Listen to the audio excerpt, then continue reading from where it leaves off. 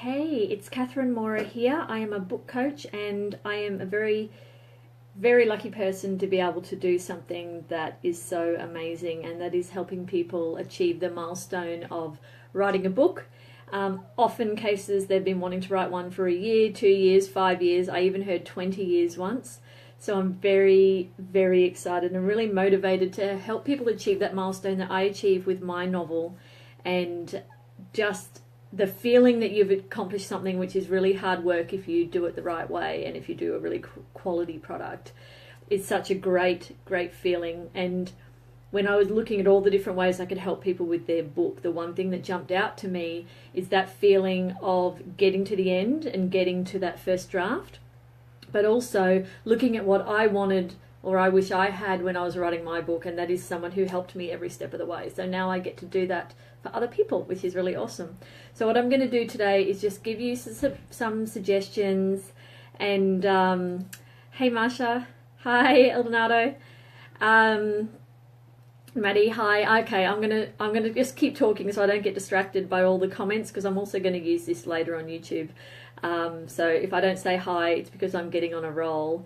Anyway, so I want to talk about, if you want to write a book, where to get started, because I have a lot of people call me who say they've been thinking of writing a book for such a long time, but they're really paralyzed by that overwhelm of how to start because it seems so huge. And my philosophy is that if you're going to write a book, you want to write something that's really high quality, that's going to actually help your audience.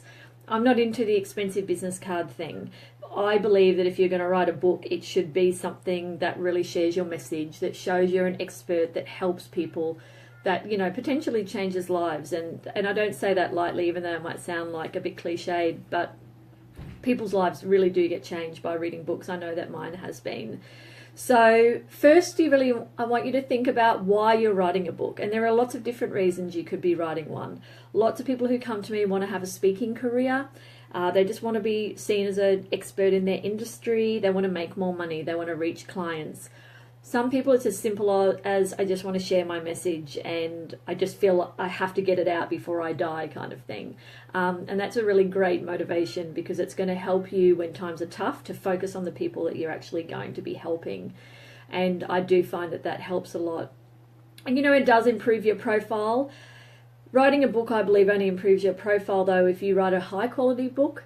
I don't believe, hey Veronica, I don't believe in writing something just for the sake of it and pumping it out and having something low quality with your photo on, as I said, an expensive business card. That's not my jam. There are options for you if that is what you're looking for. You know, if your motivation is to make passive income, I'll be honest with you, it's tricky. There's not a lot that's passive about the kind of income you can make from a book, because it doesn't just sit there. You have to market it and talk about it and, you know, promote it to people and constantly be doing activities that are promoting the book. So it's not passive. It's passive in that you've written the book once and you can keep selling it over and over. My book came out nearly 3 years ago and I still get royalty checks, and I don't put a minute into promoting it, but that's because I'm not really focused on that anymore. But there is a certain amount of passivity, I might have just made up that word, about it, but I don't make a living off the royalties for my book. It's more buys me something nice each month, and that's about it. It could just be a bucket list item. Maybe it's just something you just feel like you have to do. Or maybe it's an ego thing. You just want to say you've written a book. And all those reasons are fine. But if you focus on sharing your message and thinking about the people you're going to change and the emails you're going to get from people when you've changed them through your book, that is probably the best motivator when things are tough. So if you're thinking about your message, I had a chat with someone the other day who wants to write a book, who's really passionate about certain things, all related to each other, and she said the problem was articulating what exact thing should be in the book. She had an idea on all the things she loved, but the book can't really be about everything you love. It has to be about one particular thing. And, you know, the book doesn't have to be massive. You can do shorter books. I saw some really cute small books the other day that are only kind of this big. And I don't know if that translates onto the video, but you know, the book doesn't have to be long and wieldy. You could do half a dozen books over time about 6 things you're really passionate about within your overall sphere of knowledge. So first, just think about your strengths, your gifts, your genius. What sort of things are easy for you that are hard for other people? So the types of things where people go, wow, I really wish I could do that like you do. And you kind of go, oh, wow, that's really weird, because you didn't really realize that other people found that thing challenging. You know, working in your lane, that's something that my business coach talks about, where you're very, very specific about your take on a particular part of business or a particular way of working or a mindset thing or anything like that.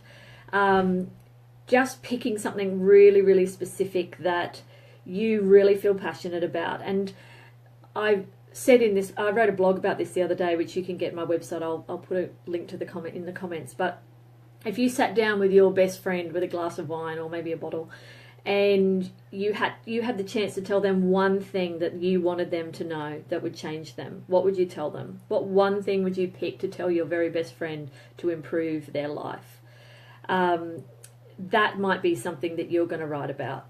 So, you know, who is your audience anyway? Who are you targeting in your business, and what are they struggling with? So if you are already a business, and perhaps you're not, maybe you do have a day job and you want to write a book for another reason. But if you have a business, what are people emailing you with questions about? Like, what are their pain points? What are the most common questions people are asking you about? What are people coming to you for because of your expertise? That could be what you could write about. So, you know, I think about what keeps you awake at night, that you're trying to think of solutions or a fresh way of looking at something. And here's some questions you could brainstorm. I've just written down. I better look at my notes. What do you love reading about, thinking about, talking about in your industry? And, you know, what lights your fire? What makes you excited? That could be something you could write about. What did I write here? What is your take on the biggest problem facing your industry right now, as well as obviously your proposed solution? You might have a very controversial and different view to everyone else. And that's okay, because, you know, controversy often, you know, people either love you or hate you, and that could be a good thing, because you'll have raving fans who love your very different take on something.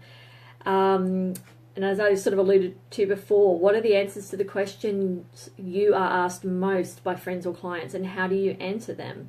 Because often when you are a service provider or something, you take your knowledge for granted. You feel like everybody else knows about this thing that you know about. And you forget the fact that there are loads of people who don't know what you know, and your book can be all about that. You could also write the book that you wish existed. What sort of book did you look for maybe a couple of years ago and you couldn't find it? Write that book, because you're going to have clients and people in your audience who are at that place that you were at a couple of years ago, and now you've learned all those lessons maybe the hard way, and you can write the book that helps them with the thing that you wanted to have help with. And that's kind of like me with book coaching. I provide a service that I wish I had when I was writing my book, because I struggled through, you know, newborn baby, full-time job, and lots of pressure to finish a book. And I wish I had a book coach to hold my hand the whole way, which now I do that for people. So you can do that in your book. You can be the message that you wish that you had a couple of years ago. You could talk about your biggest failure or your biggest learning. That could make a great book. People love hearing stories of how you've overcome something. You could talk about your biggest regret in business or life and what you would encourage other people to do differently. So, you know, think about all of these things. As I said, your gift and your genius that you know about that and you can do easily, and other people are jealous of, that can make a great topic for your book. And just flesh it out, you know, and think about the fact that people want to feel, they don't just want to be educated. They want to be inspired. They want to put themselves in your shoes. They want to take on something you've said and make changes to their life. And then test it out. Like, if you pick something you think could work, just flesh it out. Like, write a sentence about what you could write about, like the actual, my book is about this, you know, I help people to understand this so that they can do this or whatever. And then expand that into a paragraph, and maybe into a one-pager with just a series of bullet points. You don't need to like write a synopsis or anything. And then I do a really simple table of contents. You know, there are lots of software out there. I bought Scrivener one time. I don't know if I'm probably still subscribed to it. And it's like quite a fancy kind of way of writing a film or a book, I think it was. So you can tell how much I've used it. But I honestly just use a simple word table. I put 3 columns, you know, chapter number, the notes for that chapter, and then a notes column where you put the takeaway for that chapter. What's someone going to learn from that chapter? So obviously in column 1, I'll just put 1, chapter 1, and then I put a little one-liner about what that chapter is going to be about, and then I put bullet points underneath on how to flesh that out. And the notes column, is where I put the takeaway. What's someone going to learn from this chapter? What's the one thing they're going to learn? I also like to drop people into the action. This is a fiction thing that I learnt with my novel, and you know, with creative nonfiction, which is nonfiction written like a novel, you do that as well, where you want to drop someone into the action or put them into a story or something that engages them. So imagine someone in a bookshop. Yours might be electronic, but it's the same thing. Someone's in a bookshop, they pick it up and they look at the first page or two and they flick and they have a quick scan. It doesn't want to start with, when I was 10, this happened and that happened, if you're writing a memoir. Because unless the thing that happened at 10 was pretty crazy, it's not going to engage people. I want you to paint a picture of the most traumatic or the most exciting or the most impactful thing that can grab them, or a pain point that really, really is going to resonate. Just grab them in that first chapter. You can always go back to the beginning after that, but grab someone with some action right in the beginning. And, you know, fleshing out the table of contents is something I do with all my clients. So we sit down and look at the whole outline of the book, what the structure is and what journey you take people on from starting the book through to finishing. And do you want the kind of book where people can jump into any chapter they like, you know, like the Idiot's Guides type thing, or the For Dummies series? People can jump into that anywhere and learn something. It's really going to depend on the style of your book, and we'll cover that in another video, like what your genre should be and what styles are out there. But probably this brings up the next thing, which I reckon nearly every single person who I talk to says this to me. Is anyone actually going to care about what I have to say? Will anyone actually read my book? Who am I to give this information? And look, this is a really, really, really common question, as I said. It's a really common fear. You know, who's going to care about what you said? And the reality is that some people won't care, but some people really will care, and some people's lives will be changed from reading your book. And I think you have to really recognize your value that you bring to the world, and your book is one way that you're going to show this value. So you've got to always consider your audience when you're writing, like what people are going to learn, but at the same time recognizing your value and recognizing that your story is unique, and there is no one that can write a book exactly like you can. And if you put in the time and effort into making it a high quality product, you are going to help people, because there are going to be people who want to know what you have to say. Obviously, people need to know you've written your book, and you know, something I work with my clients with is, you know, making sure you've got an audience ready to write it, and how are you going to get the word out there without spending money on marketing necessarily. You know, there will come a time where you might want to run some ads and do things, and that's great because that will lift it. But there are ways you can get your book out there without spending a lot of money, and there are ways that you can find your audience and reach them, and that's all very important. But at the end of the day, your message is your message, and you can tell it, and someone's going to appreciate it. And you have to learn to let go of that fear that people aren't going to want to read it, or that people won't care. Nobody heard about Elizabeth Gilbert before she wrote Eat, Pray, Love, and she's done pretty well out of that. The whole Big Magic and all of that all came out of her success with that book. She obviously was a writer before that, but that's when she became huge. And her story was about her, you know, traveling to these couple of bits of places, and these couple of places, and her romances, and how they changed her. And, you know, that's not necessarily, everyone doesn't love that book, but lots of people do love that book because they imagine themselves on that journey. And I think that, Anna wants to write a book. And I think that you know, people wanted to go on that journey with her because they saw pieces of themselves in her. And it will be the same with your book. When you're telling your story, people will resonate with it. And maybe you're doing a business book or an instructional book, you know, maybe you're writing a memoir, but there's always a piece of you in that book that people will jump on. And what I would say is that nothing fabulous ever happened by someone being fearful or overly cautious or not taking action because of that fear. Being fearful is normal, but taking action is what makes change and what makes things happen. So I would say don't look for acceptance. Just be a shining light. Have that book in your mind. Work on the vision of what's going to be there at the end, who you're going to help, and then just make a decision to do it, because inaction is probably the one thing I have seen so much of. I've talked to so many great women in the last few weeks who are, honestly, every single person's got a different book in them. Like, there's not even any competition. They're all completely different. It's amazing how many different books are out there.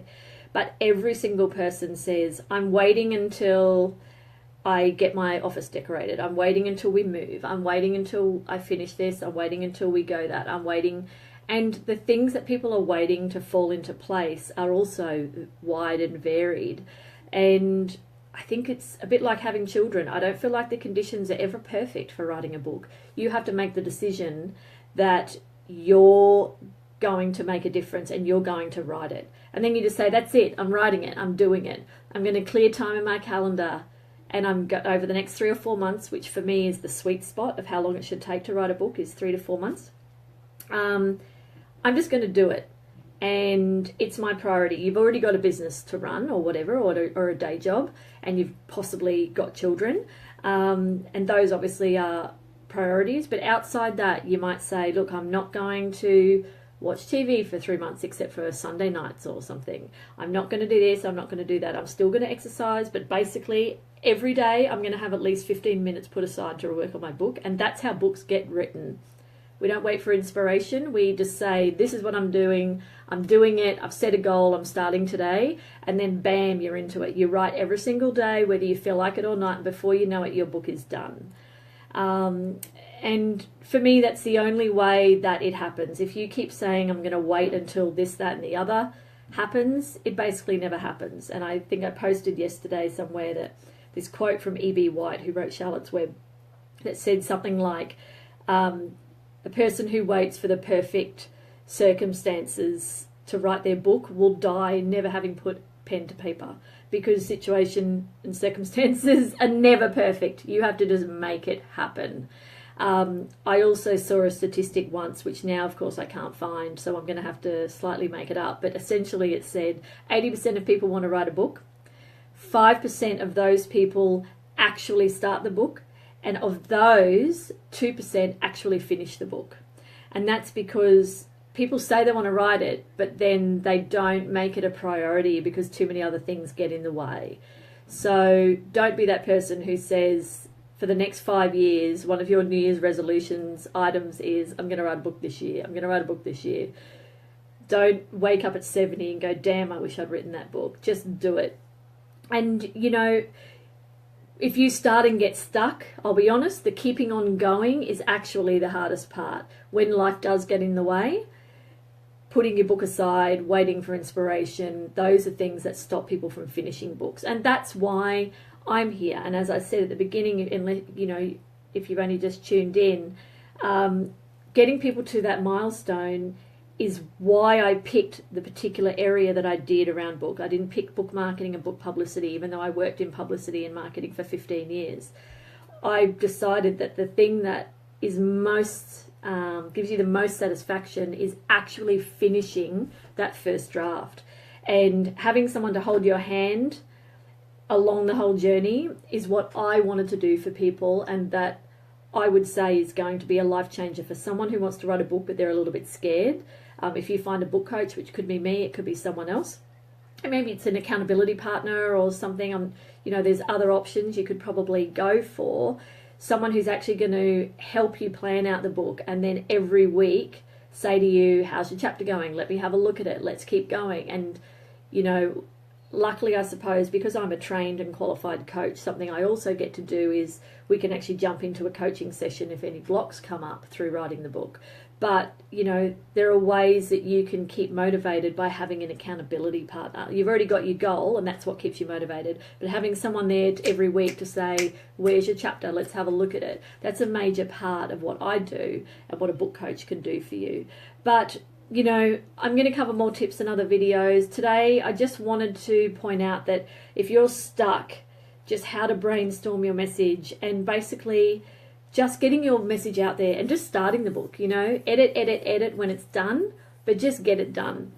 So for now, like if you're ready to write a book, but you feel like the whole process is just too overwhelming and you're the type of person who pretty much, let's be honest, almost all of us are like this, who wants someone to walk beside you, hold your hand through the process, start you off on the right footing, you know, helping you get clarity, helping you actually outline the book and then being for you there every week.